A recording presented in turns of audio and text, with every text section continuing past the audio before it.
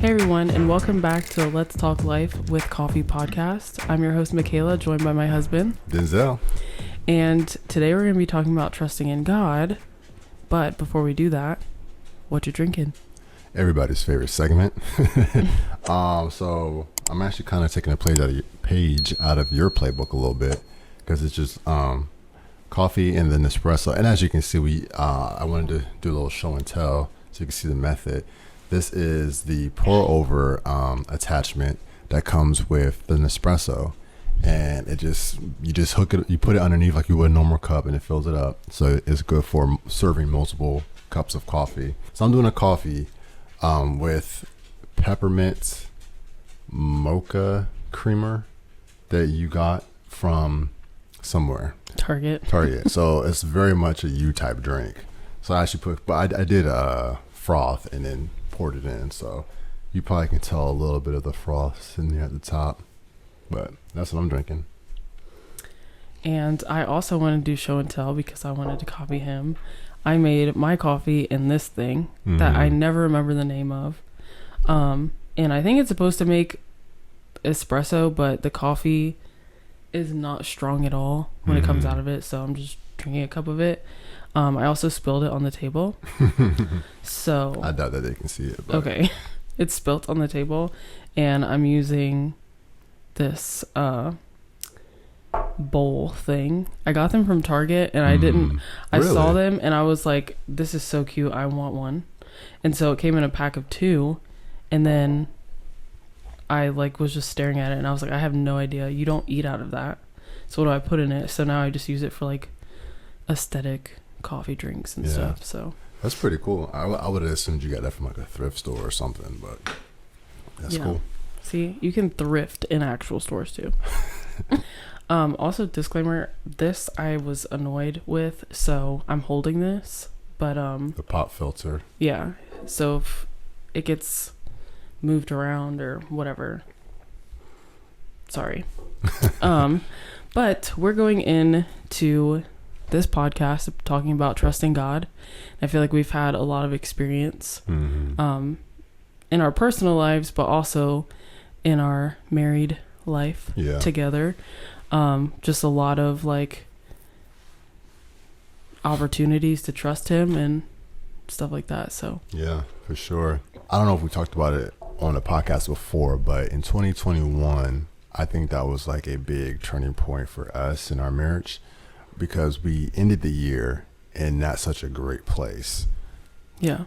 Well, I mean, we ended in a good mindset, but it was that year we hadn't been in a good place, if that makes sense. So we ended the year basically saying there were things that we were wanting to do, wanting to accomplish, wanting to obtain to that we did not. And we realized that when it came to trusting God, that we did not do a very good job. And we both had a little powwow and admit it and said, Lord, forgive us, because we failed the test. We bombed it this year, and we did not do a good job of trusting you through the storms, through the adversity. When stuff came up that was contrary to what we were praying for, we just basically threw our hands in the air and said, forget it. And that's no way to live your life. As a Christian, someone who claims to put their trust in the Lord, that's no way to live your life. And we went into 2022 committed to not making that same mistake again. And I remember we were sitting down, I was like, I believe that the Lord is saying that the word of the Lord for our family is to trust God. And even you hear a lot of different words from people for the body of Christ as at large, for the church. This is what God's saying, and that stuff doesn't apply to us, and that we aren't paying attention and stuff like that when we're learning in church. But for us, we were everything has to come through this funnel. And I believe that's kind of how it did. We always brought everything through that funnel of trust God, because that's what specifically God needed us to work on for our family. And I can honestly say that I've seen so much growth and development in us, individually and collectively. And there will be times if I was down, before we would both be down and out, just forget it. It's all over.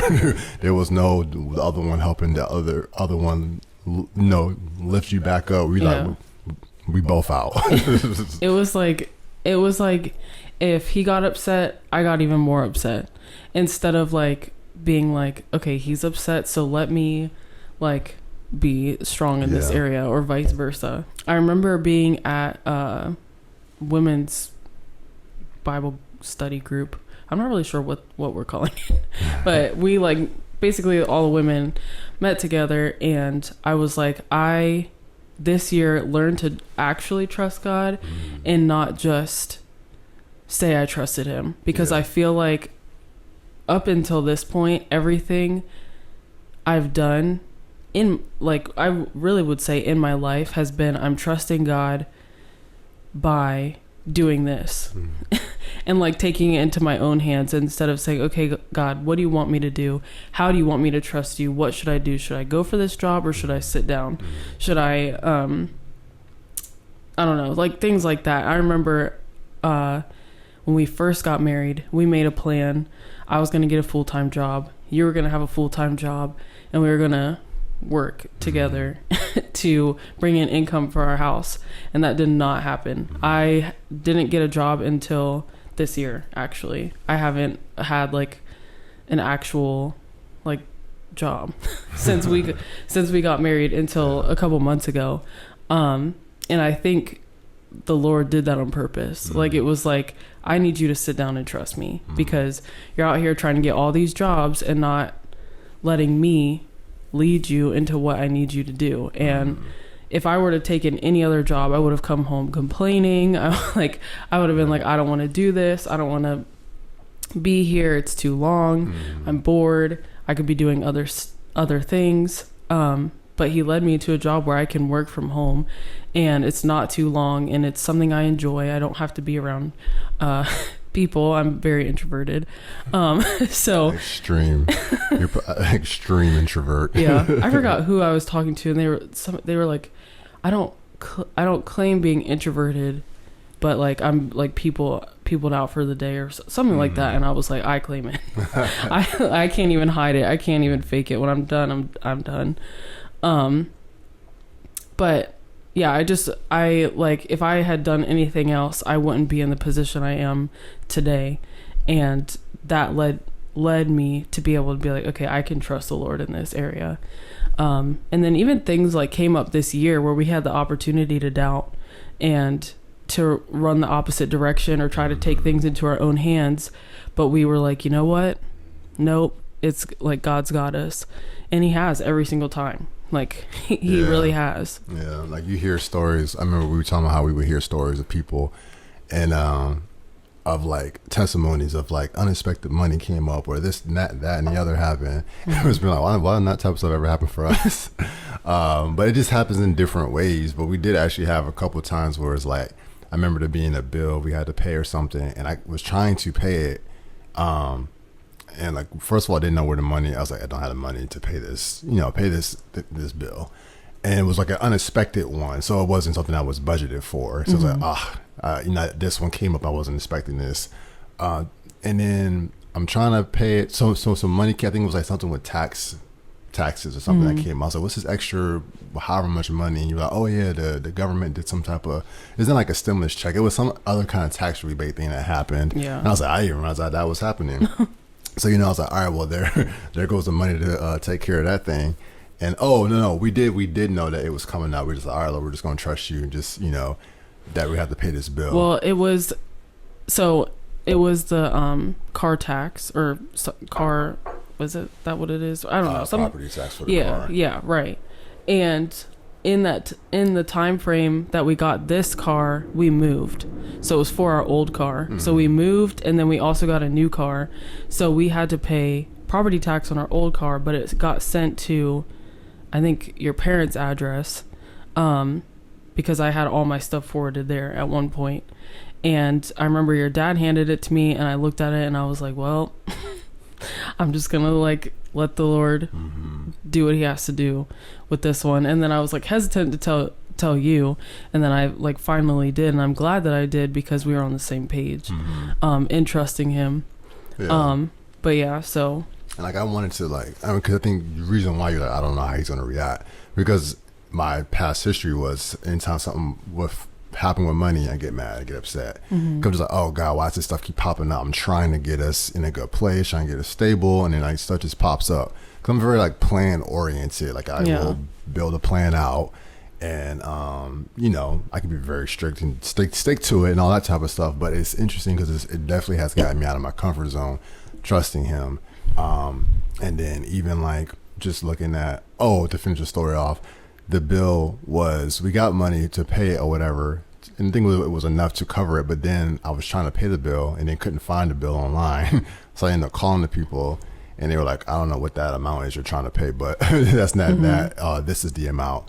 So I think they realized it was like some type of prorated, I don't really want to go into all of it. It was less than it was with the papers that we had to pay. So that light bill didn't even exist. It's like, this is actually what you owe.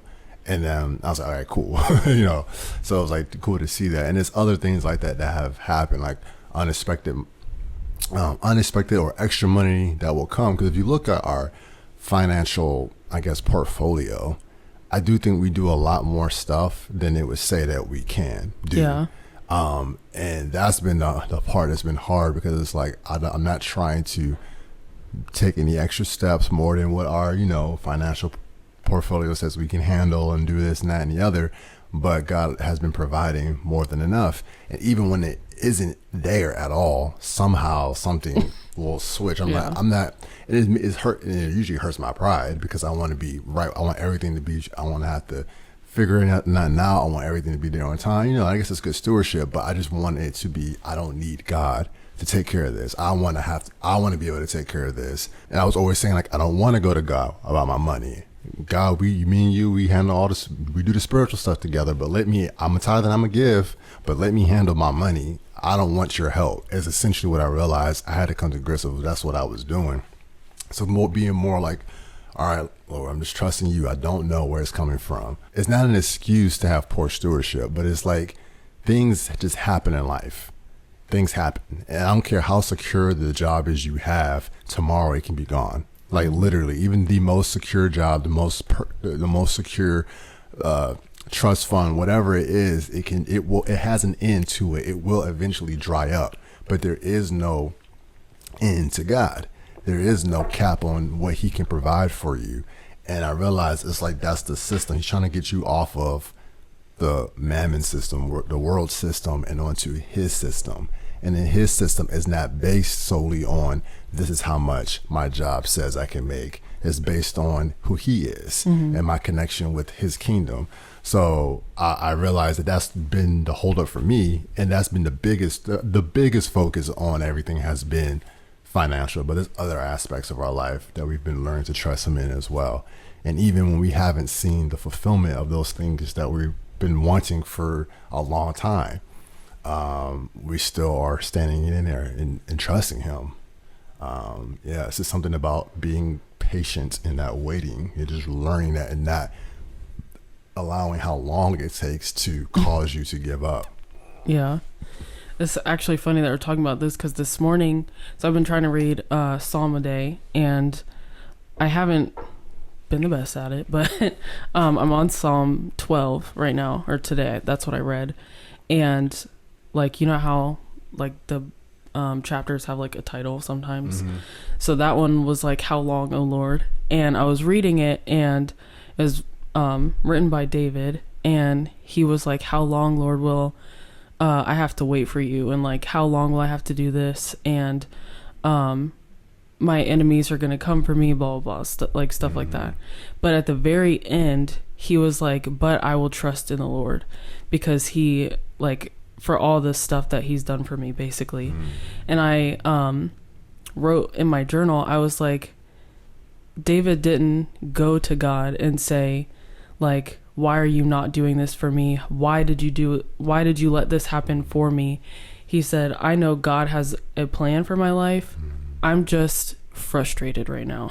I'm just not like in the right mindset. So I'm going to you, but at the end, I want you to know that like praise is going to be on my lips, and I'm still going to trust you, and I'm still going to press through.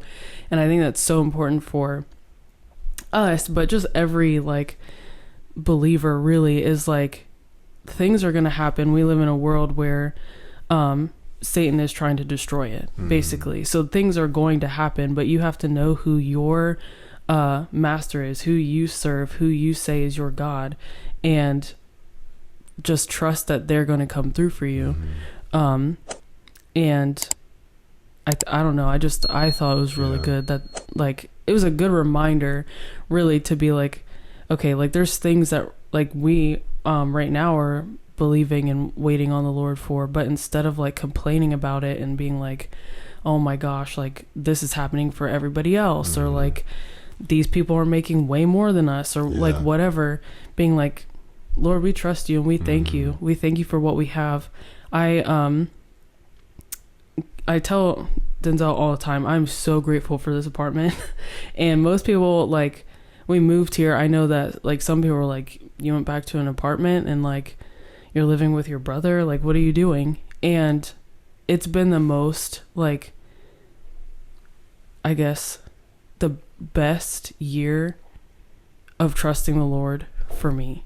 It had like, we are put in like the perfect spot in our complex. Like we're able to walk this complex. I feel safe walking this complex,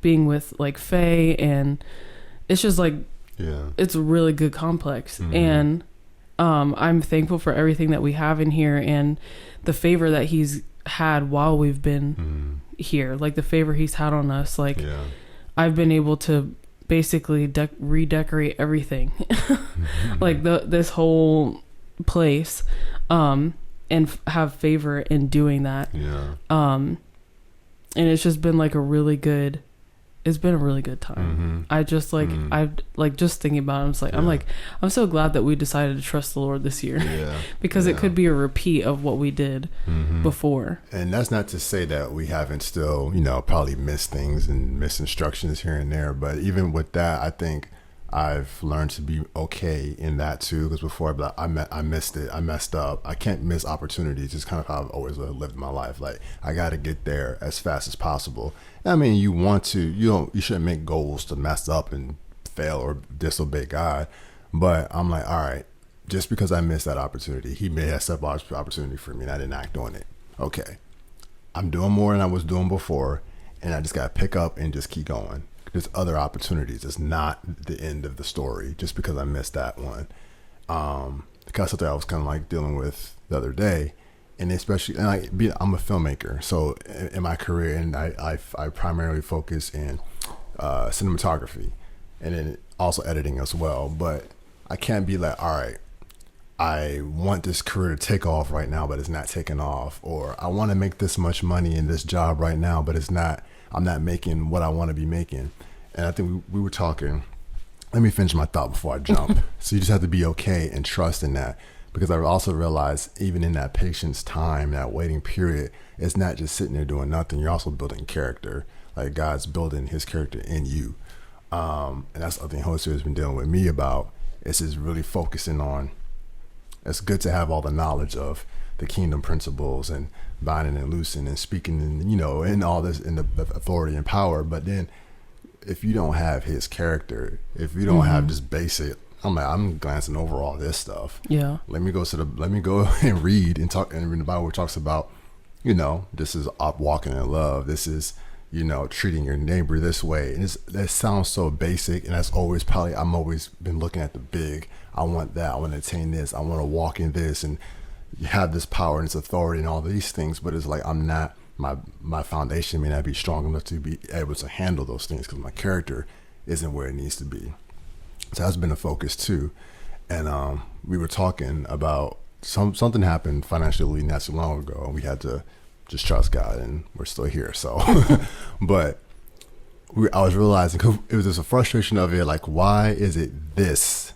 Why can't we just get over every time we need it, it's there. Yeah. Thank you, God. But where's the more than enough? Yeah. Where's that at? We hear everybody talk about the more. We try and get to the more than enough. Where's that at? Yeah. And I was realizing there was a season when the Israelites were, there was a season where the Israelites were living off of just the day to day, when God was like, here's the manna, here's the quail, and do not save it, don't put it on the side. They would put it aside to try to save for the next day. It would rot and have bugs and all that stuff in it.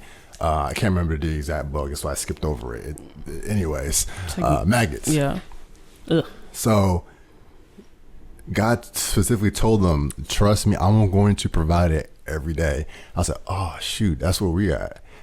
And that's like where you got to start at. You got to start on that day by day, that just trust me to supply when you need it. Jesus did that with his disciples. It's not that they didn't have anything when he sent them out 2 by 2. He basically was saying like, God's going to provide for you out there, because he's teaching them to trust God to provide for you. Not that God doesn't want you to have more than enough, because we see more than enough all throughout the Bible that God's doing.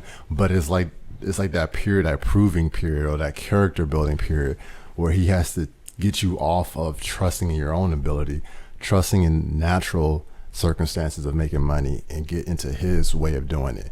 Not that you can't even use those techniques. There's nothing wrong with saving money, investing, and being a good steward and all this stuff. But I'm realizing that he wants you to trust him, because when you have that stuff, like in Deuteronomy, when it says, when you have goodly houses and this is blessed and that's prosperous and this is like that you don't forget that it's God who provided those things for you. And then you and yourself say, I'm the one that did this.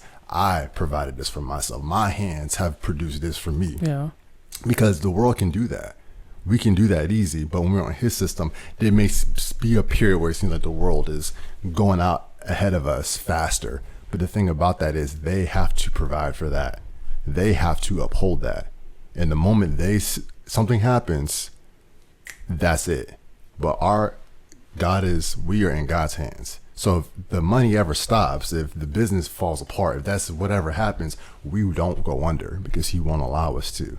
Yeah, that's good. I liked that you brought up the manna, because it reminded me of what we were talking about the other day, when I was like there's a lot of times I have a plan B. I'm like, okay, if God's plan doesn't work, my plan will. Yeah. So I have my plan B. But we got to a point where there was no plan B. There was nothing we could do. And I was like there's nothing we could do. And the Lord provided just enough. Like, yeah. Oh, it was like just enough. And you had the Israelites were taking the manna that was provided and putting it aside, saying, if God doesn't show up tomorrow, I'm going to have this. And God was like, I need you to know that I'm going to show up tomorrow. So I'm not going to let this food last you, because I'm going to provide fresh food. I'm going to provide new food. I'm going to provide more than enough for today. Like, there's going to be, you can eat as much as you want. But it's like, trusting in that plan A, trusting in the Father. Like, he's our Father, and what good father doesn't want to have see their kids like flourish and be provided for? And I think we think of God as this person who picks and chooses who he wants to bless and who he doesn't want to bless. And it's like, no, these people have gone through these same exact things and have overcome them. I was thinking about the word test, and I think a lot of times if you've gone to public school, you probably are traumatized by tests. But that tests aren't a bad thing. Tests are a method of getting you to the next level. If you fail the 11th grade, you're not going to become a 12th grade senior. You're going to stay in 11th grade. And so if we are just like, we don't want to do this test, we don't want to do that, and we just flick it behind us, you're going to stay in that one spot forever.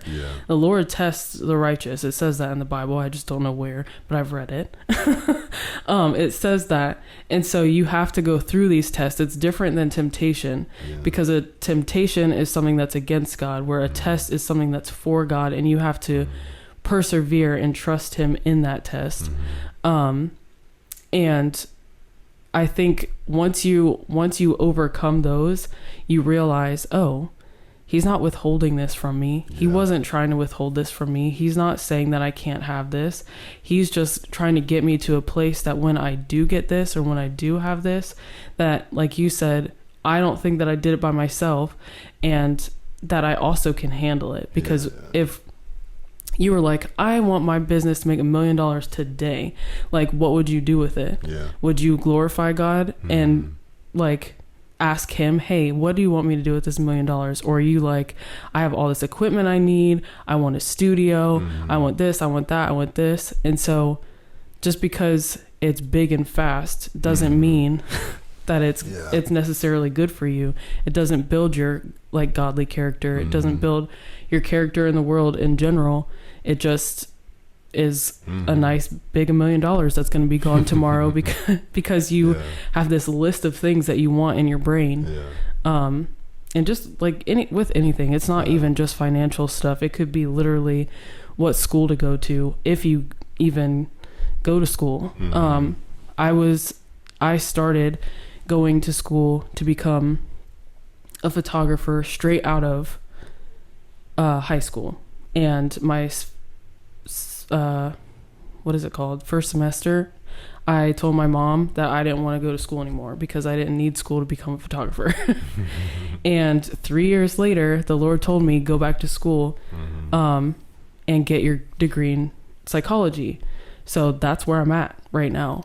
And if I would have stayed on the path of the school for photography, it's not even something that I'm that passionate about anymore. Like that than I was then. And you don't need school for photography, especially because you have YouTube University. But for psychology, there's things that you have to learn and things that you have to know in order to become a psychologist or a counselor or whatever you want to do with that degree. So if you think of it like that, God is saying, hey, go through this. And it's like, well, that person didn't have to go to school and they're doing just fine. But he said, no, yeah, they're doing fine, but I need you to go through school. And it's like, dang. That's true. You just have to listen to the voice of the Lord, and he knows what's best for you. He knows what you're going to need and what you're not going to need. And when you delight in him, he gives you the desires of your heart, so you don't have to worry about that either. He's a good father. And we're not parents yet, but I know for a fact that if our kid came to you and said, hey, I want basketball, I don't know, I want to play basketball, it would be the easiest thing for you to give them a basketball.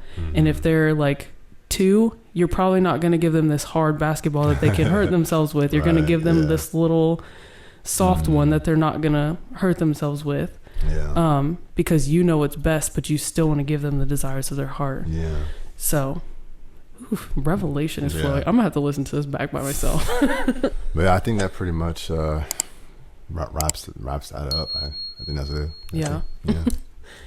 It's I feel like this is a topic that's like you can talk for hours and hours about it and share testimony after testimony and story after story, but you can comment down below your story. Let me just throw that in. But I did want to we wanted to pray for you guys, and just kind of, I guess, pray for your heart and to be open to trusting the Lord in every aspect of your life. So I'm going to go ahead and pray now. Heavenly Father, we just thank you for this time together and just to talk about your word and to share our story or part of our story with these lovely viewers and listeners. I just pray over each and every one of them, Lord, that as they go to you and as they spend time in your word, that they would learn to trust you more, that they would begin to open their heart to receive your guidance and your wisdom for their life, Lord. I pray that there is a peace that just surpasses all understanding when it comes to trusting you and believing in your word and believing in your name, Lord. We just pray these things in Jesus' name. Amen. Well, until next time. Peace. Peace.